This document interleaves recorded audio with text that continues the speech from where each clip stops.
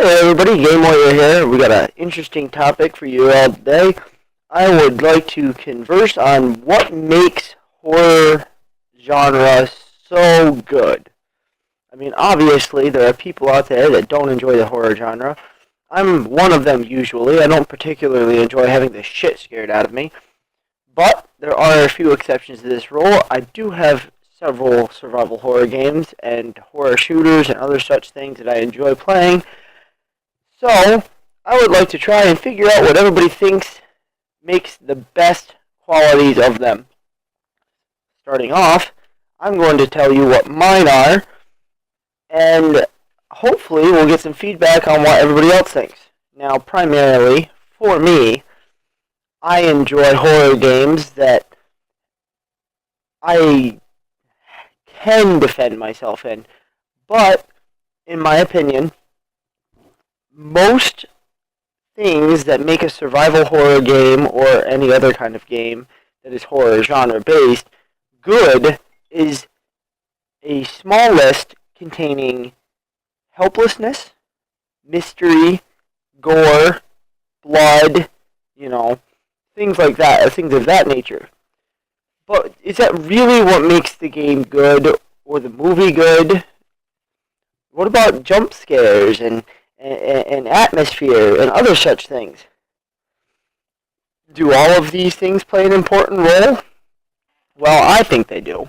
In fact, some of the best horror games in existence, in my opinion, right now, are indie horror games from people that really just understand those exact properties.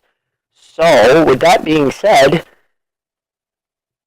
you have games out there like Amnesia and, let's say SCP Containment Breach that are actually fairly well done. They're usually by smaller game companies or independent people altogether.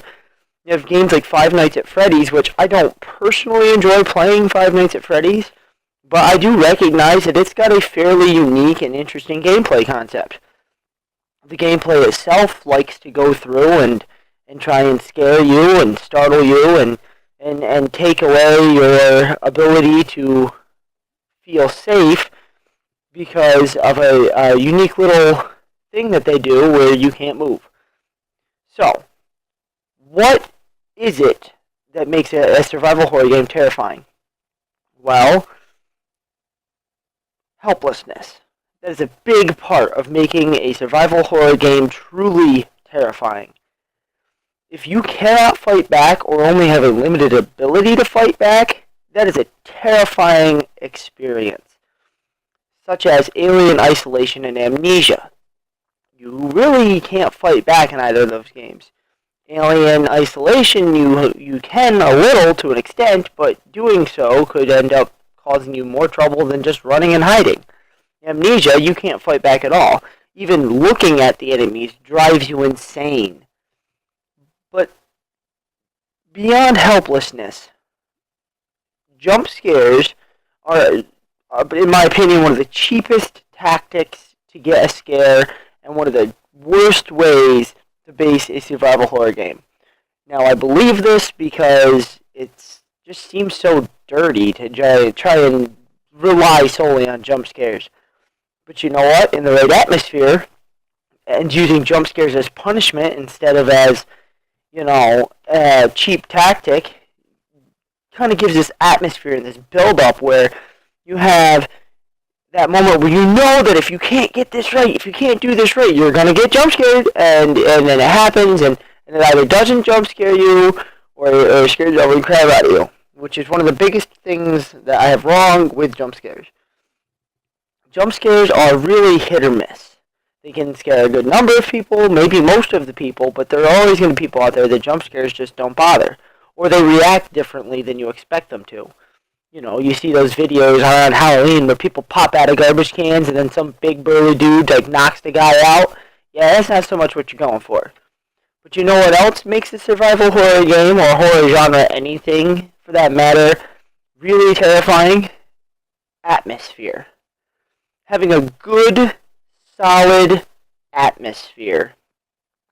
You want the game's atmosphere to tell you as much about what's going on as the actual gameplay itself. So you know what?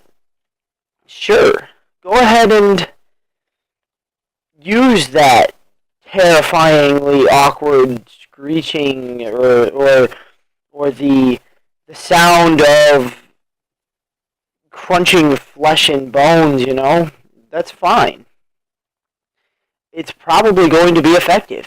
And when you combine multiple elements together, such as the atmosphere mixed with well-designed story plot, you actually end up in a position where you have a well-thought-out and well-made game. A few of my personal favorite survival horror games that I feel did the survival horror genre well, that are mainstream, was the original Dead Space, although Dead Space 2 had much better atmosphere in my opinion. I mean, it didn't just throw you in a dark room and expect you to be afraid to walk in because of some whatever.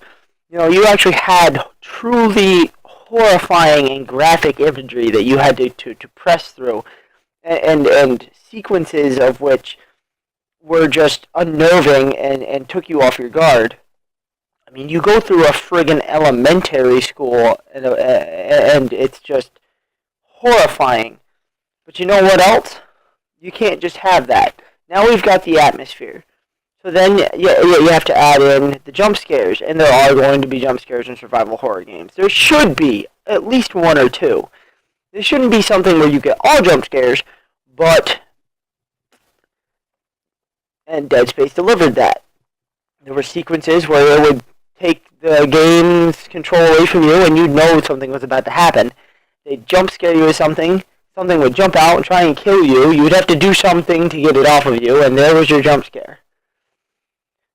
Something else Dead Space series had, at least 1 and 2, there was excellent flow. There was, you took that atmosphere, you combined it with your jump scare, and there was a touch of helplessness. And playing the game on the proper difficulty setting, ammunition was scarce. You had to be a very good shot. Sometimes dismembering the enemies took a minute or two. There was usually more than what you wanted to see. So you almost got put into it, and even though you could fight back, and you had weapons available to you to fight back, you ended up in a situation where fighting back may not have been an option. You may have had to run from certain enemies or certain groups of enemies just to manage to survive and get through trying to save your ammunition for another encounter. That's the third important piece of anything survival horror-ish that I feel should be in any game. A form of helplessness.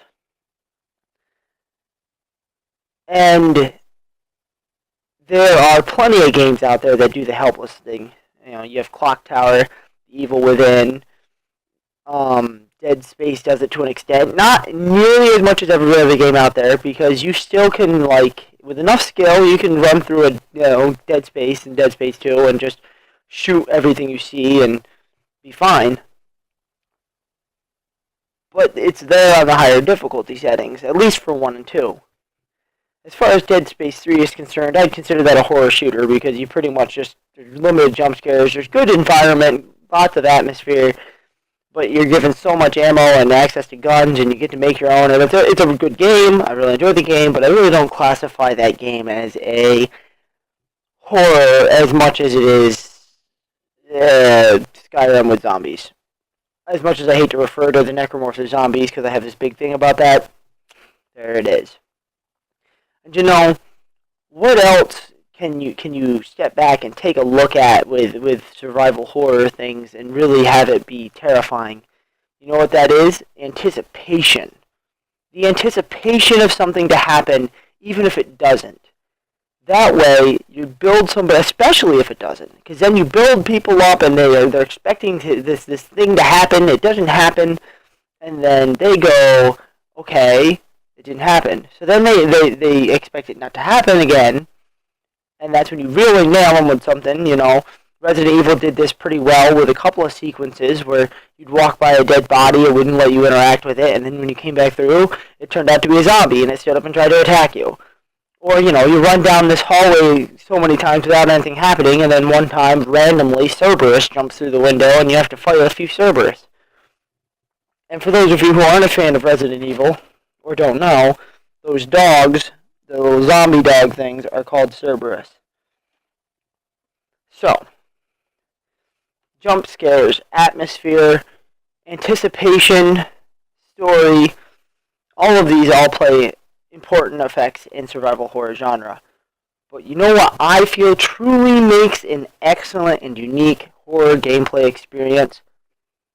Games like Amnesia and some old indie games that I can't remember the name to right now that I have played, that as you play this game, you have this sanity meter and it drains, and as your sanity drains, the game doesn't just start warping reality in the game. It starts warping your reality.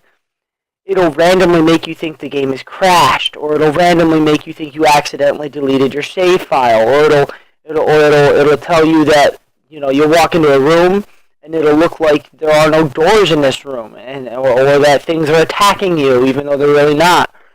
And it even goes as far as to have like blood dripping from the ceiling in minor cases, to you literally getting a blue screen of death for this game. That is truly unique in a way that I can't express. I really enjoy the let's mess with the player concept. You get to a point where you're already, on the edge of your seat, unnerved, uncomfortable, and then the game takes it one step further and tries to break the fourth wall by interacting with you on a number of levels. Now you have to try and decide if you are really, accidentally deleted your save game, or if it was just the game playing a trick on you. And really, that's, what you gotta look at. So, this is a massive, massive subject. I only get so much time with what I'm using right now still, but I'm going to have a part 2 and possibly a part 3 to this discussion. If you want to find the rest of this discussion, you can comment, like, share, subscribe, whatever you want to do. You can find me on Google Plus under the same name, and you can follow me on PlayStation 4 for occasional Twitch streams, and all under the same name.